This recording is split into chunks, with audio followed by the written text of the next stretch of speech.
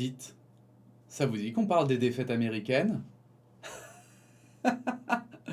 Aujourd'hui, on va effectivement parler d'un parallèle qui est beaucoup fait sur les réseaux sociaux. Pourquoi est-ce que j'ai un casque? Je ne sais pas. Euh, un parallèle qui est beaucoup fait sur les réseaux sociaux entre la fuite du Vietnam par les ambassades américaines et la fuite de Charging battery. l'Afghanistan par les mêmes ambassades, évidemment, avec quelques décennies de différence. Et j'ai trouvé un petit article de la RTBF qui se pose la question, Saigon 1975, Kaboul 2021, une comparaison justifiée. Point d'interrogation. Je trouvais que c'était assez intéressant parce que justement, moi, le Vietnam, je le connais finalement pas très très bien. Je l'ai un tout petit peu étudié à l'époque, mais maintenant, je connais pas les détails, quoi. Et là, du coup, en voyant ce parallèle, j'étais assez prudent en me disant, bon, tu sais, peut-être que les mecs, ils ont juste pris deux images d'hélico et puis voilà, quoi. Et puis voilà, vite fait, ça ressemble, alors ils ont fait un parallèle. Et finalement, peut-être que ça se ressemble sur la forme, mais pas tant sur le fond. Or, cet article va répondre à cette question et vous allez voir que c'est extrêmement intéressant. C'est, comme vous pouvez le constater, PV Nova qui a écrit l'article, donc merci PV Nova pour ce magnifique article. Interrogé en juillet sur le retrait final des troupes américaines d'Afghanistan après 20 ans de conflit, le président Joe Biden avait refusé d'y voir un parallèle avec le retrait du Vietnam en 1975. Il n'y aura pas de situation où vous verrez des gens se faire exfiltrer en hélicoptère depuis le toit de l'ambassade américaine en Afghanistan, avait-il martelé. Ce n'est pas du tout comparable. Pourtant, au lendemain de la prise de Kaboul par les talibans, de nombreux internautes ont partagé un cliché d'Associated Press, donc de la paix, montrant un hélicoptère de l'armée américaine quittant l'Afghanistan ce 15 août 2021. Beaucoup ont alors fait le rapprochement avec la photo, étrangement similaire, d'un même hélicoptère quittant Saigon au Vietnam après la défaite américaine le 30 avril 1975. À l'époque, ce n'était pas les talibans, mais l'armée du Nord-Vietnam et le Front de libération du Sud-Vietnam, les Viet Cong, qui avaient alors repris la capitale, rebaptisée ensuite Ho Chi Minh Ville. Et je ne sais pas du tout, je sais pas du tout ce que ça veut dire Ho Chi Minh Ville. Je trouve ça trop triste parce que je ne sais pas si c'est un rapport parce qu'ils disent qu'ensuite elle est rebaptisée comme ça. Et j'étais en mode, mais et du coup ça veut dire quoi? Mais dites-moi, si vous le savez évidemment, dites-le en commentaire. Et si vous ne savez pas, dites quand même quelque chose en commentaire pour le référencement. LOL. Et donc on a ici l'image, et je dois admettre que, alors le parallèle est assez incroyable parce que c'est un hélico qui ressemble énormément, c'est vraiment un peu les hélicos typiques américains, c'est dans tous les films d'ailleurs, les films catastrophes américains, on voit ces hélicos là qui transportent des troupes, etc. Et alors ici en dessous, je pense que je ne pense pas que ce soit... peut-être que c'est l'ambassade en fait, quand même. Mais je me demandais si c'était finalement...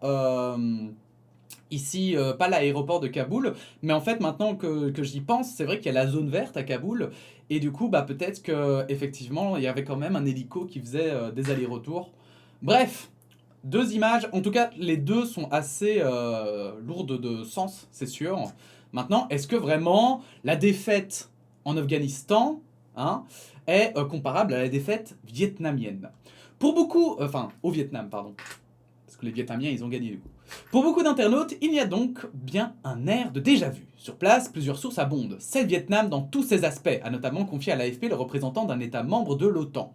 Pour la députée républicaine Elise Stefanik, il est clair que la chute du régime afghan est le Saigon de Joe Biden. Euh, un échec désastreux sur la scène internationale qui ne sera jamais oublié. Même son de cloche chez certains démocrates, comme la députée Debbie Dingell, qui a admis sur la chaîne MSNBC se sentir comme lors de la chute de Saigon. Et en fait, moi voilà, c'est pour ça que je trouvais que l'article était intéressant, c'est parce que Joe Biden est effectivement critiqué de tous les côtés, pas juste des républicains, parce que bon, on va pas se mentir, mais en Amérique, que ce soit que du côté démocrate ou que du côté républicain, quand il y a l'un ou l'autre qui s'engueule, voilà, ça veut tout et rien dire. Parfois, c'est juste parce que c'est l'opposition et du coup ils gueulent. Mais là, ce qui est intéressant, c'est que justement, même des gens de la majorité, du coup présidentielle, sont critiques vis-à-vis de cette décision de maintenir le retrait américain. Mais même si les photos interpellent, la comparaison est-elle justifiée? Le site USA Today précise que les situations sont fort différentes.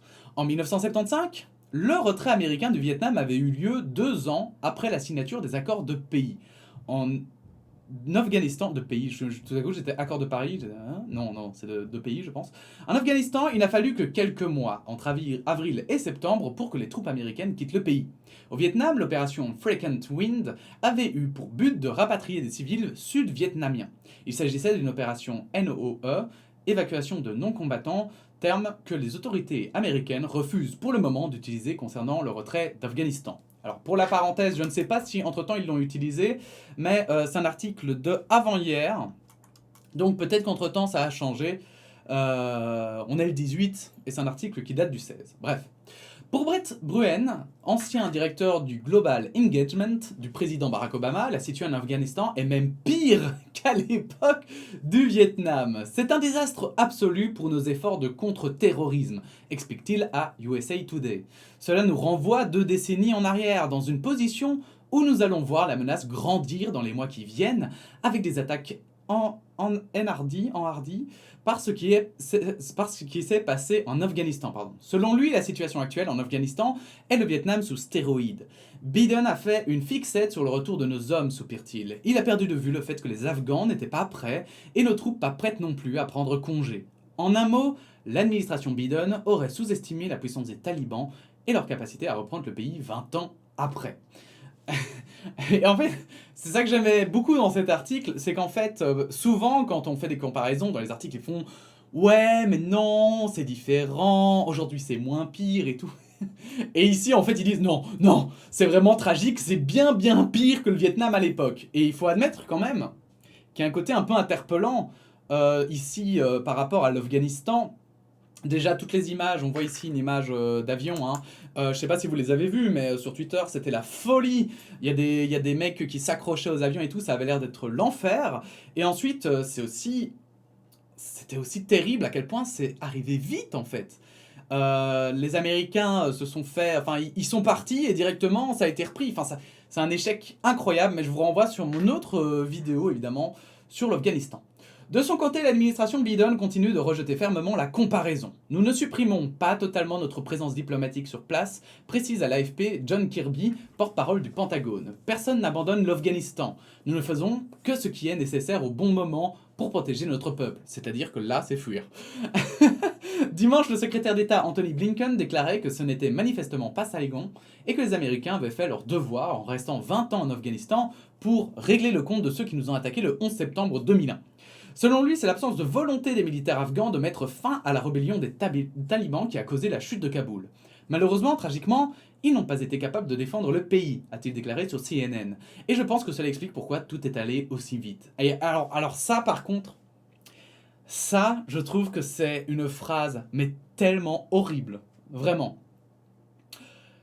Ils sont en train de sous-entendre que l'armée afghane en avait strictement rien à foutre des talibans.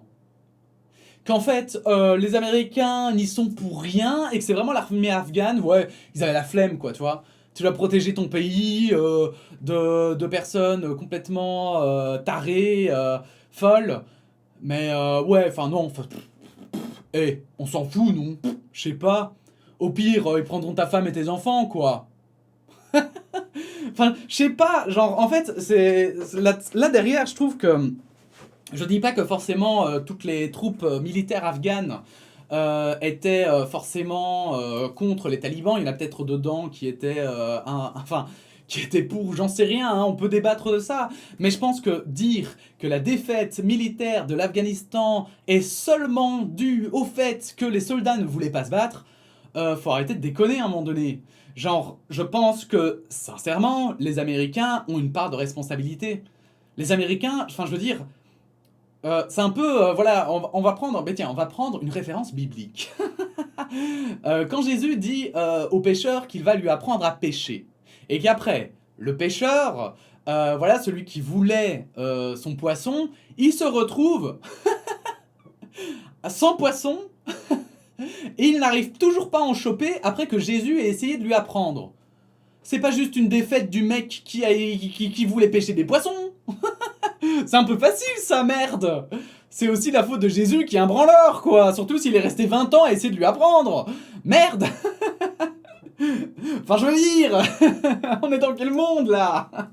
Donc bref, je le dis avec un peu de rigolade, mais en vrai, je trouve que c'est assez trash, en fait, de dire, putain, mais ouais, les mecs sur place, ils s'en foutent de leurs femmes, de leurs enfants, ou si ce sont des femmes soldats, de leurs maris, et puis ils s'en foutent de leur société, la démocratie, tout ça, ils s'en ont rien à foutre. Quand tu... Alors, je sais pas à quel point... On sait que le pays était corrompu. J'ai même entendu, mais attention, c'est des rumeurs à prendre avec des grosses pincettes, mais ce sont les Russes qui disent ça, que le président est parti avec tellement de sacs d'argent que, en fait, il savait même pas tous les mettre dans l'hélicoptère, il a dû en laisser sur place.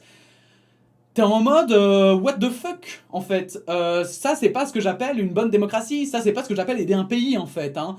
Laisser comme ça la corruption gangréner tout le pays, c'est pas l'aider, en fait.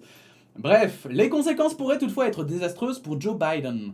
En 1975, le président Gerald Ford, qui venait d'arriver au pouvoir, avait en réalité peu souffert de cet échec, rappelle USA Today, puisque les accords de paix avaient eu lieu sous son prédécesseur Richard Nixon. En 2021, l'abandon américain de Kaboul pourrait ternir l'image de superpuissance des États-Unis, garant de la démocratie à travers le monde.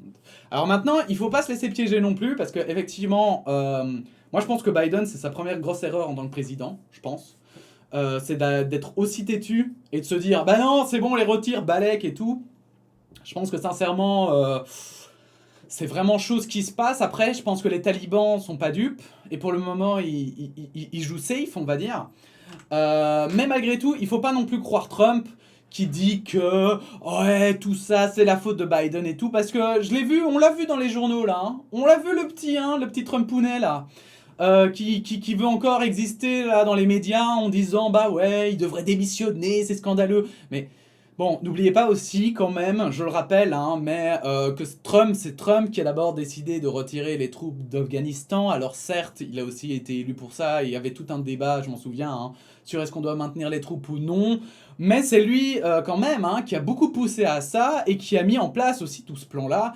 Et Biden n'a fait que l'appliquer aussi, voilà, il faut le dire. Maintenant, je pense que, voilà, autant Trump est responsable en partie, du coup, de ce retrait et de cette débâcle, autant je pense que Biden, je pense qu'il est responsable d'avoir été aussi têtu et de continuer parce que bas les steaks, YOLO.